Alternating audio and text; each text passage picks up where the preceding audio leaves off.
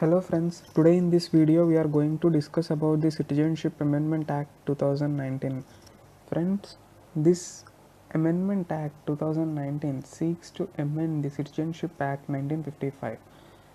Friends, if we see the Citizenship Act 1955, it says 5 modes for acquiring the citizenship: by birth, descent, registration, naturalization, and by incorporation of the territory into India.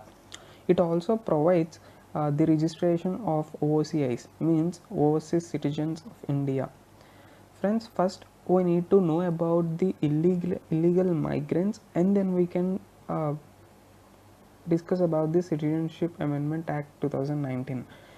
Friends, who are illegal migrants? An illegal migrant is a foreigner who either enters India legally, that is, without valid travel documents like a visa or passport, or enters India legally but stays beyond the time permitted in their travel documents. So, an illegal migrant can be prosecuted in India and can be imprisoned or deported. Friends, what happened was, uh, through this amendment act, the government brought one new provision. So what is it is? So there are 6 communities: Hindus, Sikhs, Buddhists, Jains, Parsis, and Christians. There are 6 communities from 3 countries like Afghanistan, Bangladesh, and Pakistan. 6 category religions people are we who are from Afghanistan, Bangladesh, Pakistan, who entered on or before December 31st, 2014 will not be treated as illegal migrants. So December 31st, 2014 is a cutoff date. So the people who come before December 31st, 2014 will not be treated as an illegal migrants as per this provision. So in order to get this benefit, they must also have been exempted from Foreigners Act and Passports Act. This is the main provision with respect to uh, Amendment Act. So what the issue raised by the various critics as, why you have not included the other communities like Muslims? So okay, we can discuss that later on. So let's look what is citizenship by registration or naturalization. This registration comes, this act allows a person to apply for citizenship by registration or naturalization if the person meets certain qualifications. For instance, if a person resides in India for a year, and if one of his parents is a former Indian citizen, he may apply for citizenship by registration. And to obtain citizenship by naturalization, one of the qualification is that the person must have resided in India or have been in service of central government for at least 11 years. For 11 years, if we want to acquire citizenship through naturalization, the criteria is we need to stay here for 11 years. But what happens? This Citizenship Amendment Act 2019 says, as per the discussed the category people, this 11 years requirement will be reduced to 5 years. So this 11 years mandatory has been deducted to 5 years now. So after acquiring the citizenship, such persons will be deemed to be citizens of India from the date of their entry, and all legal proceedings against them in respect of illegal migration or citizenship will be closed against them. So let us discuss the applicability of this act. So this act will not apply to the tribal areas of Assam, Meghalaya, Mizoram, and Tripura, including the 6th schedule to the constitution, and also it will not apply to the inner line areas. Okay, recently Manipur has also been brought under the inner line permit, so you can note it out. And also this act speaks about the cancellation of registration of OCIs.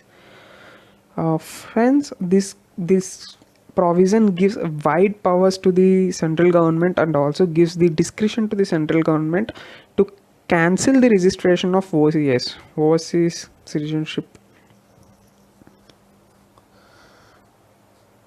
And also, this bill adds one more ground for cancelling the registration. That is, OCA has violated the provisions or act or any other law is notified by the central government. So, any other law like traffic laws, tort laws, any laws. So, central government has wide discretion to do it. Let us look what are the concerns against this amendment act.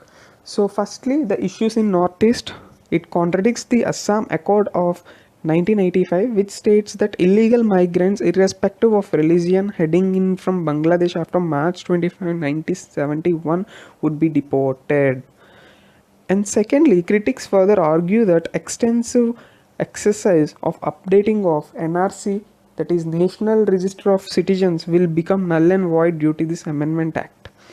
So critics further argues that there is an estimated 20 million illegal Bangladeshi migrants in Assam, and they have inalienably altered the demography of the state, besides putting a severe strain on the state's resources and economy. So critics also further argue that this is an violative of Article 14 because it excludes these Muslims and other community people, and it only permitted to only certain category of people which will not be termed as a reasonable classification under Article 14. And also it violates the preamble of the constitution. This is the argument of the critics. And further, the critics argue that the India has several other refugees that includes Tamils from Sri Lanka and Hindu Rohingya from Myanmar. These are not covered under the act. Why only it applied to only 3 states like Afghanistan, Pakistan, etc., and not for Sri Lanka and Myanmar? So this is then another point. And also they have said that it will be difficult for the government to differentiate between illegal migrants and those who persecuted. So also they have stated that there may be a religious oppression that may cause, and they questioned about the wide discretion powers of central government, why it has very wide powers for OCI registrations. So they question that even for the major offences it may central government may take into the consideration, but these NRs, this Citizenship Amendment Act also deals about the minor offences like parking in no parking zones or jumping a red light. All these are the minor offences, but the government is taking this in. So what is the government stand on this? So the government has clarified that Pakistan, Afghanistan, Bangladesh are the Islamic republics where Muslims are in majority, hence they cannot be treated as persecuted minorities. So this is the first reply given by the government against this, why the Muslims have been excluded. So secondly, it said that this bill aims at granting rather than taking away someone's citizenship.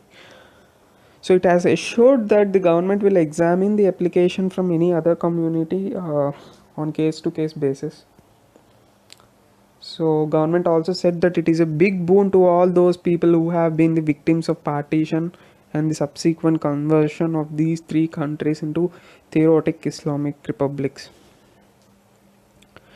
And also government has cited these Nehru-Liaquat Pact of 1915 protecting the rights and dignity of minorities in Pakistan and Bangladesh as reasons for bringing this bill. So government also stated 2 instances, not once but twice. So these 2 instances are firstly immediately after the partition, and again during the Indira Mujib Pact in 1972, where India had agreed to absorb over 1.2 million refugees. So in both the occasions, it was only restricted to Hindus, Sikhs, Buddhists and Christians who had come over to Indian side. Okay, then the question comes, the non-inclusion of minorities from Sri Lanka and Myanmar. So the government for this point, it clarified that the process of awarding citizenship to refugees has been undertaken by different governments in the past case-to-case basis from time to time on reasonable qualifications to Article 14. This time, the case of refugees feeling religious persecution from these 3 countries has been considered through this bill. So government has also notified a high-level committee on this, implementation of clause 6 of Assam Accord, and it is yet to publish all these things. And let's look at, so conclusion, coming to conclusion, the onus is now on the Supreme Court. Many of the PILs and many petitions have been pending in Supreme Court. So as being a guardian of constitution, the Supreme Court really needs to give a reasonable answer, and it needs to be done a good classification which is reasonable under Article 14. And let's wait for the Supreme Court decision on this. So also the people of Northeast should be engaged more constructively to convince them that the linguistic, cultural and social dignity of the people of region would be preserved. So this is the issue which I have summarized and made into a brief. Thanks for the team Kala for giving me this opportunity. And this is Srinath from Damodaram Sanjay National University. Thank you.